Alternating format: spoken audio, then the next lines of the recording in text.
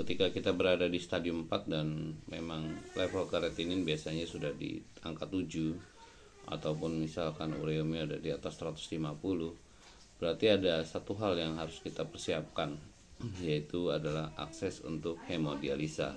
Nah, akses hemodialisa itu biasanya yang umum itu yang dikenal ada 3 akses. Yang pertama adalah femoral, yaitu melalui paha, jadi jarumnya satu di paha, satu di tangan. Dan akses ini kalau saya ceritakan mungkin akses yang paling sakit biasanya harus dibius ya di paha, jadi supaya jarumnya ketika masuk itu rasa sakitnya lebih minimal. Jadi satu di tangan, satu di paha. Kemudian ini juga yang tidak direkomendasikan sebenarnya, dan akses ini hanya dilakukan bila dalam kondisi terpaksa, dan biasanya di kota-kota besar itu sudah banyak yang rumah sakit tidak melakukan akses femoral ini ya. Jadi biasanya hanya karena kondisi terpaksa ini harus dilakukan. Yang berikutnya adalah kateter double lumen ya. Disebut CDL. CDL itu ya pada saat pembuatannya mungkin sedikit ngenyut setelah biusnya selesai mungkin ya. Karena saya nggak pernah, jadi mungkin kurang lebihnya gitu. Tapi ketika dia pada saat HD hemodialisa, akses ini tidak merasakan kesakitannya. Cuma kadang-kadang kalau memang dia terjadi infeksi itu bisa menggigil kedinginan. Jadi kateter double lumen itu biasanya bermasalah di infeksi ya, sering kadang-kadang. Yang berikutnya adalah akses yang kateter double lumen juga, tapi dia sudah permanen ya. Jadi dengan kualitas yang baik dia bisa bertahan 2-3 tahun, biasanya itu tunneling sebutnya ya. Nah, tunneling ini biasanya digunakan juga sama teman-teman yang mungkin meminimalkan paling minimal ya, jadi nggak ada rasa sakit ya, cuman nggak fleksibel dalam hal untuk bertemu dengan air ya, jadi nggak mungkin juga bisa berenang. Akses yang berikutnya yang paling direkomendasikan adalah Shimino ya.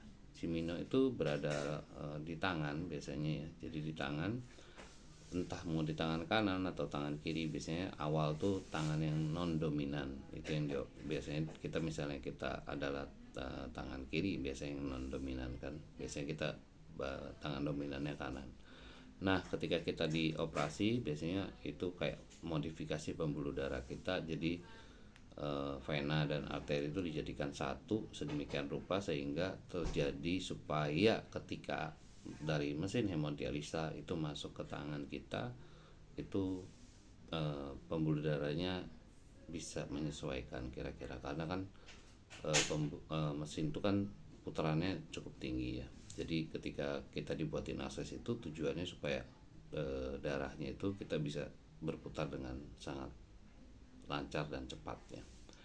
Dan Shimino ini yang paling direkomendasikan karena dia benar-benar menggunakan pembuluh darah kita, dimana benar-benar itu akses yang paling kalau misalnya mau dibawa berenang bisa ya kan, tapi Shimino itu butuh waktu untuk jadi ya. Jadi ketika kita sudah dioperasi dia butuh 1,5 bulan sampai dia itu benar-benar bisa digunakan. Makanya tadi saya sempat cerita, ketika berada di stadium 4 dan kreatinin atau ureumnya sudah levelnya sudah naik, cenderung memang naik, persiapkan dulu Shimino, karena Shimino tuh nggak digunakan juga nggak apa-apa, yang penting dia sudah bisa diakses dan kita latih terus dengan bola, sehingga ketika pada suatu saat kita harus hemodialisa itu dia sudah siap aksesnya.